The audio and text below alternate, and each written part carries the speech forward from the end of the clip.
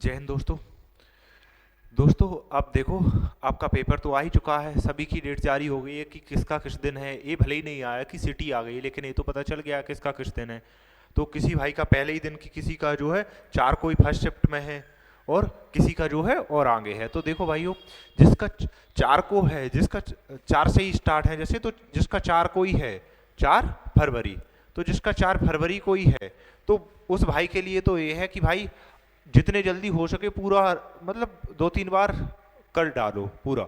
और जिसका थोड़ा और लेट है उसके लिए ये है कि पर्टिकुलर देखे कि एक एक सब्जेक्ट में अलग अलग चीजें देखे, पर्टिकुलर चैप्टर देखे और उसका रिवाइज कर डाले। आप कहोगे भैया एक क्या बात हुई कि रिवाइज कर डाले? भाई ऐसे करना है रिवाइज। देखो, अब मॉक टेस्ट जितने लगाने थे लगा लिए, अब मॉक टेस्ट लगाना बंद करो। मॉक टेस्ट जो है, ये बिल्कुल खुले शब्दों में है कि अब मॉक लगाना जो है बंद करो। ये मैं खुद के हिसाब से बोल रहा हूँ, ना कि ये आप अपनी मर्जी से आपको जो करना है, आप अपने मन के राजा हो, कर सकते हो। बाद बाकी ये है जो मैं सलाह दे रहा हूँ, वो मेरी सलाह ये है कि अब मॉक टेस्ट लगाना जो है टोटली बंद करो।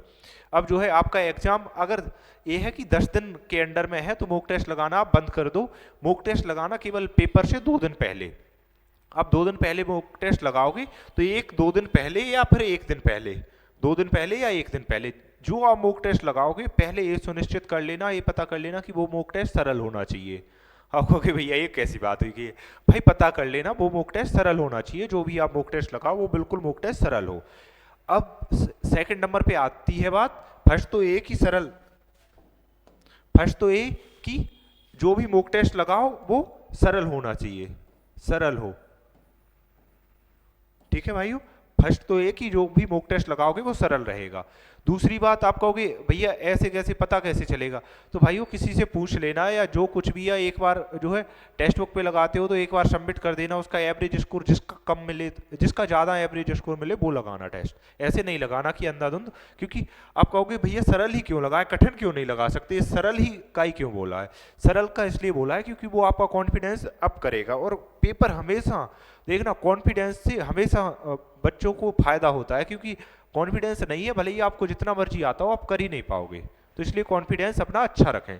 अब आती है दूसरे नंबर पे बात कि जो है मॉक टेस्ट तो ठीक है भैया, सरल लगाना है और 2 दिन पहले लगाना है, या फिर जो है 2 दिन पहले लगाओ, या फिर ऐसा कर लो कि 1 दिन पहले लगाओ। अब दूसरी बात आती है रिवीजन की। क्या आती है बात रिवीजन की, कि रिवीजन कैसे करें, कि रिवीजन में क्या करें लास्ट टाइम पे, कि क्या करें। देखो भाइयों, सबसे पहले जो मैं कहता चला रहा हूँ कि नई चीज़ों से बचना है, तो नई चीज़ों से अब भी बचना है आपको। रिवीजन के लिए जो आपने पढ़ा है अब तक, जैसे आप मॉक टेस्ट, मैंने सलाह दी थी आपको कि आप मॉक टेस्ट लगाते हो, तो आप मॉक टेस्ट में जो भी क्वेश्चन ऐसे खतरनाक मिले आपको, कि जो भी ऐसे, और ये नहीं कि ये RWA के मॉक टेस्ट में मिले या उसमें मिले, जो PYQ वाले जो ऑथेंटिक क्वेश्चन मिले, वो आप करंट के लिए आप स्पीडी पढ़ ही रहे होगे, तो वो स्पीडी की PDF डली ही है टेलीग्राम पर। तो आप जो भी रिवीजन करोगे वो रिवीजन वही करना है जो आपने पढ़ा है, नया कुछ भी नहीं। भले ही कुछ भी छूटा हो, छूटा रहने देना, नया बिल्कुल भी नहीं पढ़ना है। आपको जो आपके पास है, जो पढ़ चुके हो, वो पूरा लर्न होना चाहिए। तो रिवीजन आपको जो है रिवीजन करना है बहुत अच्छे से, रिवीजन के लिए कुछ भी नहीं रह जाए। अब कहोगे कि भैया रिवीजन कैसे करेंगे, कि revision revision particular subject wise उठाना है आपको, और सब्जेक्ट में भी टॉपिक वाइज उठाना है। अब कहोगे भैया इतना तो टाइम ही नहीं है कि टॉपिक वाइज उठाएं। तो अगर जिसका 4 को पेपर है, तो वो तो भाई पूरा एकदम से उठा के, और उसने तो अब तक तैयार कर भी लिया होगा। तो बाद बाकी ये है जिसका पेपर 4 के बाद अगर 5 को भी है, तो वो क्या है, पर्टिकुलर सब्जेक्ट वाइज उठाए, वो टॉपिक वाइज ना उठाए, सब्जेक्ट वाइज उठाए और पूरा रिवाइज कर डाले। पूरा रिवीजन से मतलब ये नहीं है कि सब कुछ शुरुआत से लेके एंड तक लगे हो, ऐसा नहीं करना है। GS में आप जैसा चाहो वैसा कर लो। मैथ्स रीजनिंग को आपको पर्टिकुलर जो टाइप आपको परेशान करते हैं, ऐसा कुछ भी है, उन्हें करना है आपको पर्टिकुलर। और वो कब करना है, एग्जाम से 2-3 दिन पहले से स्टार्ट हो जाना है, कि जो भी आपका कठिन वाला पोर्शन है उससे पहले आप जो भी सरल कठिन सारा कुछ रिवाइज कर डालो। तो आप कहोगे भैया इतने जल्दी रिवाइज कैसे होगा? तो भाइयों मेन पढ़ाई का टाइम यही है। इतना ये समझ लो, पढ़ने से सिलेक्शन नहीं होता जितना रिवाइज करने से सिलेक्शन होता है। क्योंकि मैं खुद अपना बता रहा, मेरे जैसे आपने देखे होंगे कि जो आपको दिख रहे होंगे कि पहले, अभी तो नहीं दिख रहे, लेकिन आपको पहले दिख रहे होंगे स्कोर कार्ड में 154.6 करके ऐसे कुछ मार्क्स थे। तो ये मार्क्स लाना, ये लंबी प्रोसेस कि मैं साल भर से पढ़ रहा था, ये उस जितना उसका असर था उससे ज़्यादा इसका असर था कि मैंने लास्ट टाइम पे किया क्या था। क्योंकि अगर रिवाइज ही नहीं करोगे तो पढ़ाया क्या मतलब का है। तो इसलिए पूरा रिवीजन आपको अच्छे से करना है। और इसके अलावा मैथ की बात कर लेते हैं अपन पहले, क्योंकि जो है मैथ का ही करना अच्छा रहेगा। तो मैथ की बात कर लेते हैं। मैथ्स, आप मैथ्स में जो है क्या करोगे। अब मैथ्स में सबसे पहले जो है आपको जो भी याद करने की चीज़ें हैं, ट्रिपलेट हुई, फॉर्मूला हुए, जो भी आप कहोगे कि भैया टेबल हमें पहले से लर्न है, टेबल तब भी लर्न करोगे आप, स्क्वायर करोगे आप, क्यूब याद करोगे। जो मैं पहले बता रहा था वही अब कि आपको ये लर्न फिर से करना है दोबारा, आपको भूलना नहीं है। क्योंकि पेपर में ये आएगा, मतलब ये बहुत टाइम बचाएंगे आपका। और आपने देखा होगा टाइम ही पेपर सॉल्व, पूरा टाइम ही पर ही डिपेंड होता है एसएससी जीडी का पेपर। तो इसलिए टाइम बचेगा आपका। तो आप ये सब कुछ जो है आपको फॉर्मूला कौन कौन से लर्न करने हैं, जैसे a+b के होल स्क्वायर वाले हैं, और जो उसके हैं क्षेत्रमिति के मेंसुरेशन के फॉर्मूला, क्योंकि मेंसुरेशन में कुछ आता नहीं है, सीधा फॉर्मूले बेस्ड ही क्वेश्चन आते हैं। तो वो, या फिर जो है ऐसी चीज़ें जैसे कि ट्रिपलेट हुई, और इसके अलावा आपको और याद करने की जो भी चीज़ें आप कर लेना कि, और जैसे कि क्या, बस यही है, फॉर्मूला है, पहाड़े हैं, टेबल पहाड़े तो एक ही होते हैं, स्क्वायर है, क्यूब है, और जो है ट्रिपलेट है, ये चीज़ें। इनके अलावा जो है आपको फिर देखना है जो आपने मैथ्स में अभी तक किया है। तो अगर टेक्स्ट बुक पे लगाते होगे टेस्ट, तो टेक्स्ट बुक पे तो ऐसा एक बुकमार्क का ऑप्शन आता है ऐसा, तो बुकमार्क पे डाल देते हैं अपन लोग क्वेश्चन, तो वो क्वेश्चन देख लेना। और अगर आप टेक्स्ट बुक पे नहीं लगाते कोई और अदर प्लेटफॉर्म पे, तो जो आपको मैथ के क्वेश्चन जिस टाइप की दिक्कत करते हैं, आपने कहीं ना कहीं वो नोट करके जैसे भी रखे हो उन्हें देखना कि जिस टाइप के क्वेश्चन दिक्कत करते हो। अगर आप कहोगे भैया नोट करके नहीं रखे हैं, तो भाई इसके लिए तो मैं कुछ नहीं कर सकता, लेकिन हाँ नोट करके नहीं रखे हैं तो आप ये सोच लेना कि आपको जो है कौन से टाइप के क्वेश्चन दिक्कत करते हैं, तो आप उस टाइप में जो है अवश्य देखें। और पर्टिकुलर हर एक टाइप, जो आपको जो भी टाइप दिक्कत करता है उसे आप अवश्य देख कर ही जाएं। आप कहोगे एग्जाम से जस्ट पहले नहीं भाई, एक आध दो दिन पहले उसके जो है एक आध दो क्वेश्चन देख लें। क्योंकि जो टाइप कठिन होता है उसका भूल, क्योंकि एग्जाम में वो नहीं, परेशानी उससे नहीं होती जो आता ही नहीं था छोड़ दिया, जो आता था वो नहीं बना, परेशानी उससे होती है, और उसी से कट ऑफ में बाहर होते हैं। तो मैथ्स के लिए आपको यही करना है कि फॉर्मूले जितने भी हैं, फॉर्मूले नाम मात्र के हैं, क्योंकि इसमें एडवांस नहीं पूछा जाता, अर्थमेटिक ही है, तो उसमें छोटे से फॉर्मूले हैं। और बाद बाकी आपको नंबर याद रखने हैं, जो भी कि स्क्वायर, क्यूब वगैरह, ट्रिपलेट वगैरह, ये नंबर याद रखने हैं। इसके अलावा जिस टाइप के भी क्वेश्चन जो है आपको परेशान करते हो, वो टाइप के क्वेश्चन आपको कंप्लीट कर लेने हैं। और मैथ्स में इसके अलावा आप क्या कर सकते हो, मैथ्स में जैसे कि मैंने सॉल्यूशन, हाँ एक काम तो आपको अवश्य करना है, जो मैंने सॉल्यूशन करवाया है जैसे मैथ्स का, तो आपको सॉल्यूशन मिला होगा, जैसे हर एक टेस्ट का मिल ही जाता है सॉल्यूशन, एक आध किसी टेस्ट का नहीं डाला होगा, तो सॉल्यूशन आपको एक आध दो टेस्ट का आप सॉल्यूशन देख लेना। तो आप सॉल्यूशन देखोगे तो उस आपका माइंड रफ्तार से भगेगा कि क्वेश्चन देखते ही क्वेश्चन कैसे टिक करना है। ये नहीं पेपर में मैथ का ये समझ लो भाई पूरा क्वेश्चन सॉल्व करना ही नहीं है।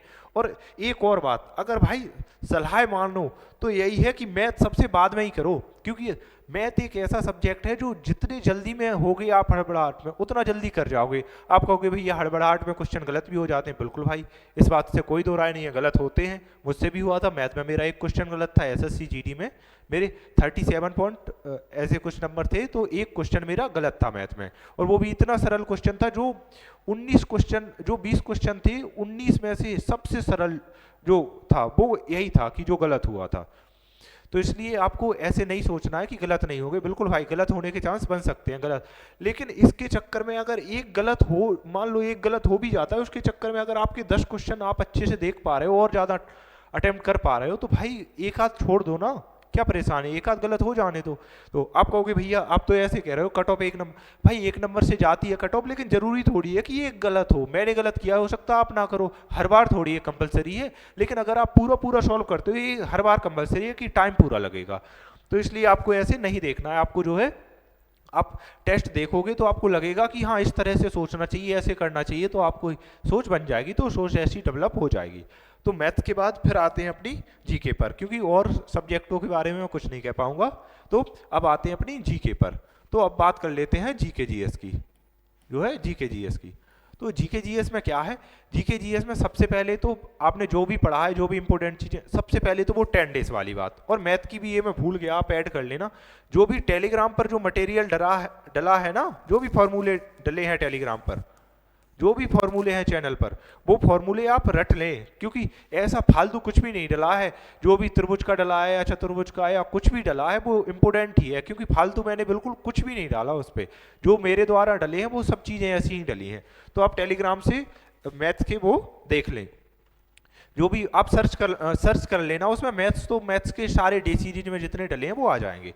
अब उसके बाद आती है बात जीके जीएस की। तो फर्स्ट नंबर पे तो आता है जो भी पढ़ा है आपने, जितना भी पढ़ा है, जितना भी पढ़ा है वो पूरा रिवाइज करें। आप कहोगे भैया इतने जल्दी कैसे रिवाइज होगा, जो भी जितना भी पढ़ा है भैया हमने बहुत पढ़ा है, वो इतने जल्दी कैसे रिवाइज होगा। तो भाई एक स्पीड होती है कि स्पीड में रिवाइज करना है कि गो थ्रू हो जाए आंखों से। फिर इसके बाद जैसे ही आपका पेपर का टाइम आता है कि पेपर नजदीक आ गया, तो दूसरे नंबर पे क्या करना है, जो मॉक में क्वेश्चन नहीं बने हैं आपसे, जो आपने क्वेश्चन छोड़ दिए या ऐसा कुछ हो गया, जो क्वेश्चन हार्ड लगे या ऐसा लगा कि ये क्वेश्चन अच्छा है जो लिखे हैं, तो वो क्वेश्चन आपको फिर करने हैं। और जो क्वेश्चन आपने छोड़ दिए या हार्ड लगे, वो क्वेश्चन करने के बाद फिर आपको इन्हें एक बार और करना है। ऐसा नहीं है कि एक बार ही, दोबारा करना है। तो दोबारा कर लोगे आप, तब कहीं जाके इनमें, क्योंकि इनसे क्वेश्चन बहुत ज़्यादा आएंगे, जो आप मॉक में क्वेश्चन छूट गए या ऐसा कुछ हो गया, इनसे क्वेश्चन बहुत ज़्यादा आएंगे। अब इसके बाद आता है अपना तीसरे नंबर पर, जो टेलीग्राम पर जीएस का शुरुआत का 10 डेज का डला है, वो आप कहोगे भैया इसका बहुत जिक्र हो रहा है जो टेलीग्राम पर 10 डेज का डला है।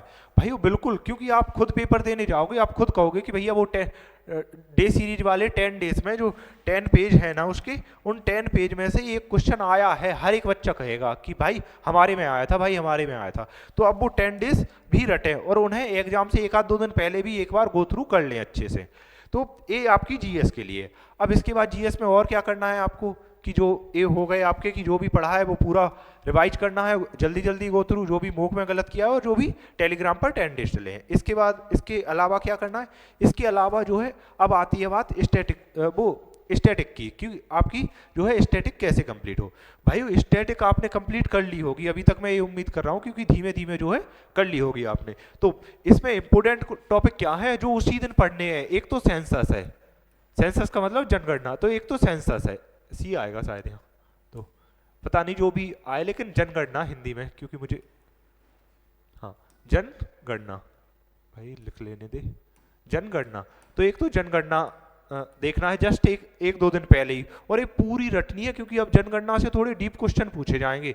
तो क्योंकि सरल पूछ लिए तो थोड़े डीप, ऐसा नहीं है हर एक में डीप, सरल भी दम से पूछे जाएंगे, तो रटना तो पूरी है, लेकिन जो है थोड़े डीप तक भी पढ़ लेना। जनगणना के बाद 5 ईयर प्लान है, वो आप कहोगे भैया ये तो हमें लर्न है पहले से, फिर भी एक बार देख लेना, क्योंकि इनसे आते हुए क्वेश्चन गलत कर देते हैं। तीसरी बात, जो रिटे है ना, वो 5 रिटे हैं परमादेश, हेलो, हाँ, जो 5 रिटे हैं वो भी देखें आप। कुछ नहीं, वो तुम्हारा डीबीपीएसटी आ गया था यूपी पुलिस का, डीबीपीएसटी नहीं, फिजिकल का 14 को है, ठीक है। हाँ, तो ये 5 आपको रिटेन ध्यान रखनी है। ये आप कहोगे भैया याद है, याद नहीं भाई, वो इन्हें दोबारा रटें, क्योंकि इनमें कंफ्यूजन में क्वेश्चन मैंने खुद ने गलत किया है, तो इसलिए आप इस कंफ्यूजन में ना रहे कि जो है आपको याद है तो नहीं करोगे, आप गलत कर जाओगे। तो इसलिए जो है रिटेन दोबारा अच्छे से लास्ट टाइम में रिटेन भी रटें, क्योंकि इनसे एक कुछ टॉपिक ऐसे हैं जिनसे क्वेश्चन बनने के बहुत ज़्यादा चांस होते हैं। और संविधान के जो स्रोत होते हैं ना, संविधान के स्रोत हैं जो, कि कौन सी चीज़ कहाँ से ली गई है, ये भी आप जो है रट लें अच्छे से। तो ये कुछ टॉपिक कुछ ही बताए हैं मैंने, बाद बाकी स्टैटिक जीके में आप नृत्य, लोक नृत्य, ये सारी चीज़ें हैं जो वाद्य यंत्र वादक हैं, ये सारे जो है आपको रटने हैं। और ये आप कहोगे भैया रटने हैं का क्या मतलब है, भाई जो आपने पहले से रटे हैं वही दोबारा रटने हैं, कि वही दोबारा अच्छे से करना है, कि आपको पेपर में बैठो तो अगर कुछ भी क्वेश्चन आए तो आपको ये याद आए कि वो वहाँ है, कि वो वहाँ लिखा हुआ है। You are busy person. मेरा क्या यूपी पुलिस का, मेरा एडमिट कार्ड नहीं आया 15 को, दोनों के यही हैं। हाँ राजगढ़, हाँ यही में राजगढ़। मैं यही चाहता था कि मेरा पहले पढ़े, लेकिन बाद में पढ़ा। चलो, तो फिर ये हो गया अपना यस का रीजनिंग। रीजनिंग का तो भाइयों रीजनिंग का आप देख लेना, क्योंकि रीजनिंग तो मैं क्या बताऊंगा, रीजनिंग में अभी तक आपको कुछ बताया भी नहीं है, रीजनिंग आगे कुछ बताऊंगा भी नहीं। अब रही बात हिंदी की, तो हिंदी के लिए जो जितना पढ़ा है और जो आपने पर्यायवाची या कुछ भी गलत किया है वो दोबारा रिवाइज कर ले, और हिंदी एक बार दोबारा जितने भी पढ़े हैं वो पूरे दोबारा पढ़ ले, क्योंकि हिंदी के लिए ऐसा ही होगा। हिंदी भाइयों एक और बंदा है अपने पास जो जीडी का पेपर छोड़ने का, एक पेपर निकालने के बिल्कुल दावेदार है, लेकिन यूपी पुलिस निकल गया तो इसलिए जीडी छोड़ने के मूड में है बिल्कुल। तो तो भाइयों ये आपको स्ट्रेटजी मिली है। अब स्ट्रेटजी में ओवरऑल हिंदी में क्या आप कहोगे, भैया हिंदी तो बहुत छोटे में निपटा दी, ठीक है, हिंदी तो आप कहोगे बहुत जल्दी निपटा दी। भाइयों हिंदी में जो भी है पूरा का पूरा, क्योंकि हिंदी में इतना ज़्यादा नहीं है तो आपको पूरा का पूरा रिवाइज करना है। तो जो भी सिनोनिम जैसे कि पर्यायवाची और विलोम, ये ऐसी चीज़ें, तत्सम तद्भव, ये आपको पूरे पढ़ने हैं। स्ट्रेटजी वीडियो का मतलब यही है कि आपको समझ आ जाए। तो आपको ये जीके का समझ आया होगा कि जो है जीके किस तरह से पढ़ना है। नया इन सभी में इंक्लूड कर लेना, हर एक सब्जेक्ट में नया कुछ भी नहीं पढ़ना है, नया आपको इतना सा भी नहीं पढ़ना है कि आप इतना सा पढ़ो।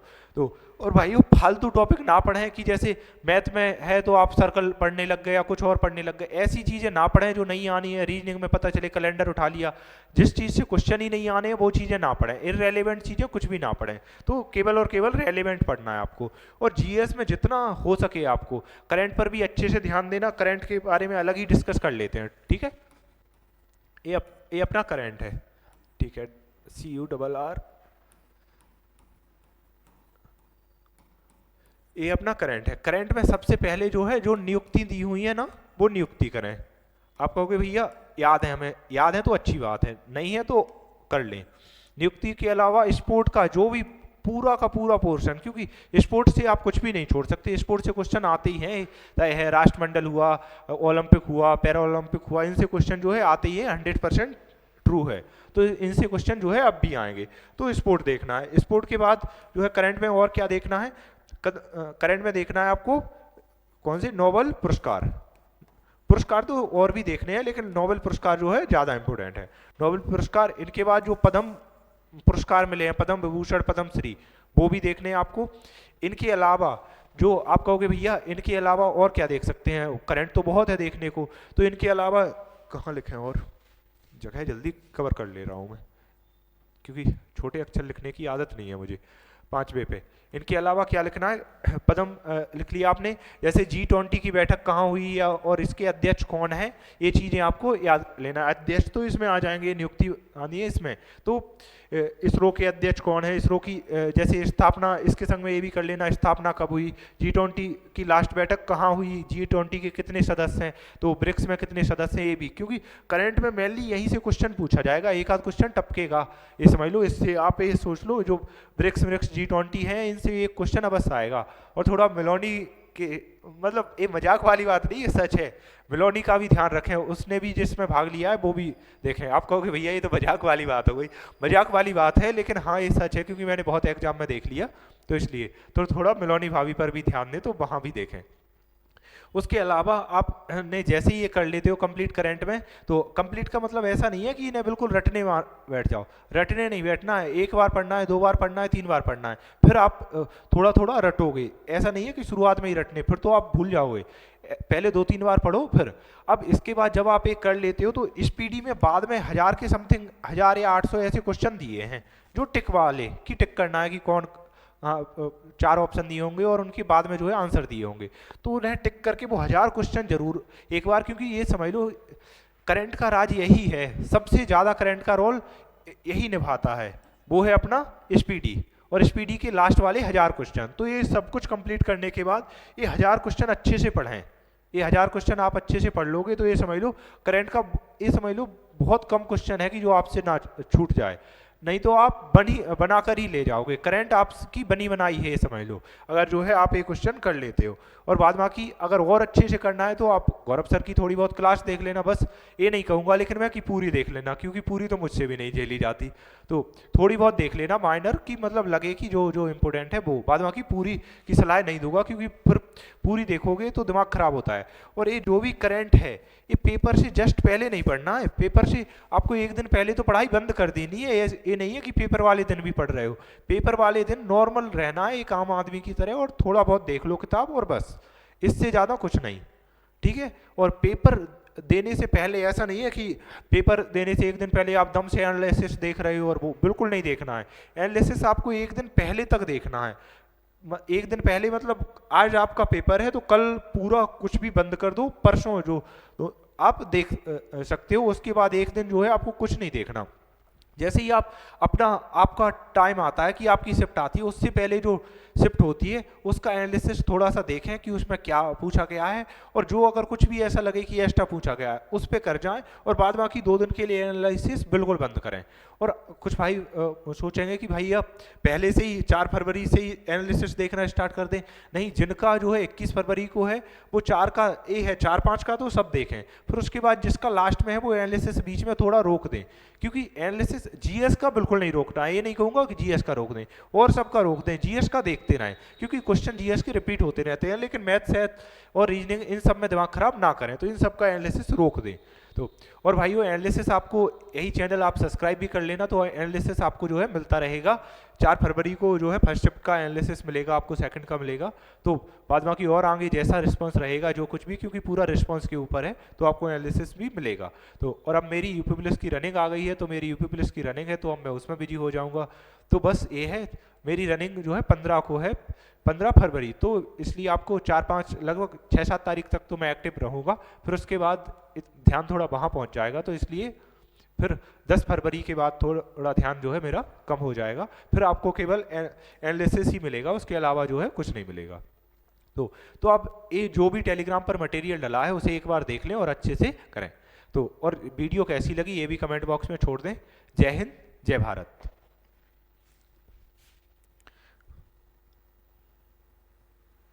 ये बंद क्यों नहीं हो रही भाई? वीडियो बंद नहीं हो रही है, आप स्किप कर सकते हो यहाँ से। बस ये है कि आपको ऐसा नहीं सोचना है कि जो भी मैंने बताया अगर आपको फॉलो करने लायक लगे तो करो, बाद बाकी मैं यही कहूँगा कि मेरा जो स्कोर आया वो पूरा इसी की बदौलत आया है कि मैंने जैसा फॉलो किया है वही आपको बताया है। अब आपको जो उचित लगे आप अपने हिसाब से जो अपनी मर्जी से कर सकते हो, आप अपने मालिक हो। बस यही है कि मैं ये सलाह ही दे सकता हूँ कि ऐसा करोगे तो अच्छा रहेगा आपको। तो चलिए दोस्तों, आप मानना ना मानना आपके हाथ में है। जय हिंद, जय Bharat. Best of luck exam के लिए।